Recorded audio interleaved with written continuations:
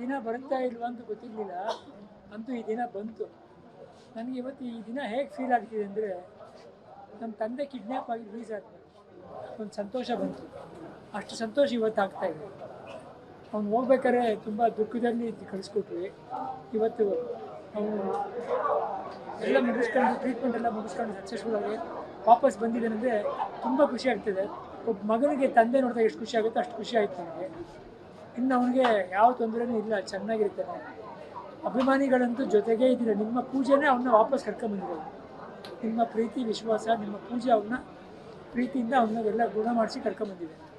ನಿಮಗೆ ನಾವು ಯಾವಾಗಲೂ ಚಿರಋಣಿಯಾಗಿರ್ತೀವಿ. ಶಿವು, ನೀನು ಯಾವಾಗಲೂ ಚೆನ್ನಾಗಿರ್ತೀಯಪ್ಪ, ನಮ್ಮ ಆಯುಷೆಲ್ಲ ನಿನಗೆ ಇರಲಿ. ಆರಂಭದಲ್ಲಿ ಸುದ್ದಿ ಗೊತ್ತಾಗ ಭಾರಿ ಕಷ್ಟ ಆಯ್ತು. ನಾನು ಹೇಳ್ತಲ್ಲ, ನಮ್ಮ ತಂದೆ ಕಿಡ್ನ್ಯಾಪ್ ಆದಾಗ ಎಷ್ಟೊಂದು ದುಃಖ ಆಗಿತ್ತು. ಅವನಿಗೆ ಸುದ್ದಿ ಗೊತ್ತಾದಾಗ ಅಷ್ಟೇ ದುಃಖ ಆಗಿತ್ತು. ಇವತ್ತು ನಮ್ಮ ತಂದೆ ರಿಲೀಸ್ ಆದಮೇಲೆ ಯಾವ ಥರ ಖುಷಿ ಆಯಿತು, ಅವ್ನು ಬಂದಿದ್ದು ನೋಡಿ ಅಷ್ಟು ಖುಷಿ ಆಗ್ತಿದೆ ನನಗೆ. ಎಲ್ರಿಗೂ ಸಮಾನ ಇಲ್ಲ, ಹೊಂದಾಣಿಕೆ, ಅಷ್ಟು ಹೊಂದಾಣಿಕೆ ಇದೆ. ಎರಡು ಸಹ ಅಷ್ಟು ಸಂತೋಷವಾಗಿದೆ. ಈ ಸಂತೋಷ ಬರುತ್ತಂತಿದ್ವಿ, ಬಂದಾಯಿತು. ಇವತ್ತು ನಿಮ್ಮಲ್ಲಿ ನಾನು ಈ ಸಂತೋಷ ಹಂಚ್ಕೋತಾ ಇದ್ದೀನಿ.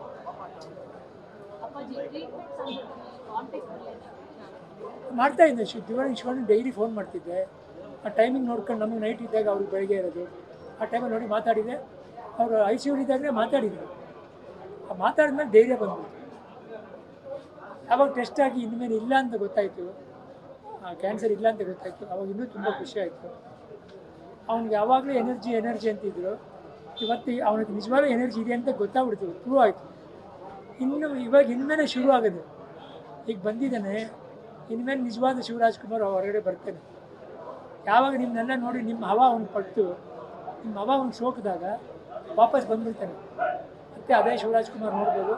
ಇನ್ನು ಹೆಚ್ಚಿನ ಎನರ್ಜಿ ಇರೋ ಶಿವರಾಜ್ಕುಮಾರ್ ನೀವೆಲ್ಲ ನೋಡ್ಬೋದು. ಹೌದಪ್ಪಾಜಿ, ಒಂದು ಪಕ್ಷ ದೇವರು ಅದಕ್ಕೆ ಕೊಟ್ಟಿರ್ಬೋದು ಏನು.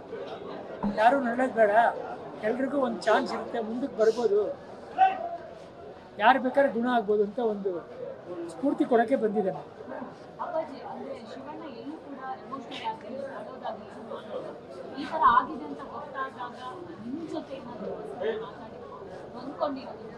ತಪ್ಪಿಗೊತ್ತಾಯ್ತಮ್ಮ. ಆ ತಪ್ಪುಗಳದ್ರಲ್ಲಿ ಒಂದು ಒಳಗಡೆ ನೋವು ಕಾಣುತ್ತೆ.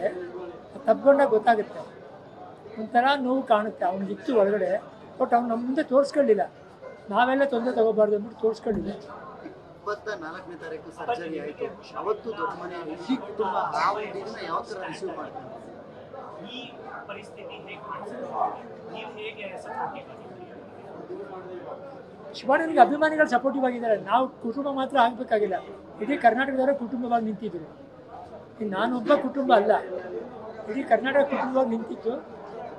ಅವತ್ತಿನ ದಿನ ನಾವೆಲ್ಲ ಪೂಜೆ ಮಾಡಿ ದೇವರಿಗೆ ದೇವಸ್ಥಾನಕ್ಕೆ ಹೋಗಿ ಪೂಜೆ ಮಾಡಿಸಿ ಒಳ್ಳೇದಾಗಲಿ ಅಂತ ಬೇಡ್ಕೊಂಡಿದ್ವಿ.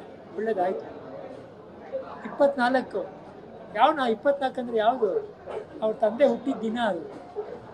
ಸೊ ಅವತ್ತು ಒಳ್ಳೇದಾಗೇ ಆಗಬೇಕು, ಆಯಿತು. ಇನ್ನು ಹಳೇದ ಬಗ್ಗೆ ಮಾತಾಡೋದು ಬೇಡ, ಇನ್ನು ಮುಂದಿನ ಶಿವರಾಜ್ಕುಮಾರ್ ಬಗ್ಗೆ ಮಾತಾಡೋಣ. ಇನ್ನು ಆ ಶಿವರಾಜ್ಕುಮಾರ್ ಇಲ್ಲ, ದಾಟ್ ಬಂದಾಯಿತು. ಇನ್ನು ಬೇರೆ ಶಿವರಾಜ್ಕುಮಾರು ಈಗ ಫ್ರೆಶ್ ಆಗಿ ಬಂದಿದ್ದಾರೆ. ಈ ಊರಿಗೆ ಮಣ್ಣು ಮೇಲೆ ಕಾಲಿಟ್ಟಿದಂಗೆ ಮತ್ತೆ ಎನರ್ಜಿ ವಾಪಸ್ ಬಂದ್ಬಿಡ್ತು. ನೀವು ನೋಡಿ, ಇನ್ನೊಂದು 2 ತಿಂಗಳಲ್ಲಿ ನೋಡಿ ಅವ್ನು ಹೆಂಗಾಗ್ತಾರೆ ನೋಡಿ. ಮತ್ತು ಎಲ್ಲ ಫಂಕ್ಷನಲ್ಲಿ, ಶೂಟಿಂಗಲ್ಲಿ, TV ಪ್ರೋಗ್ರಾಮಲ್ಲಿ ಎಲ್ಲ ಕಡೆ ಕಾಣಿಸ್ಕೊತಾರೆ. ಆವಾಗ ನೀವೇ ಹೇಳ್ತೀರ, ಶಿವರಾಜ್ಕುಮಾರ್ ಯಾವತ್ತೂ ಹಿಂದಕ್ಕೆ ಹೋಗೋದೇ ಇಲ್ಲ.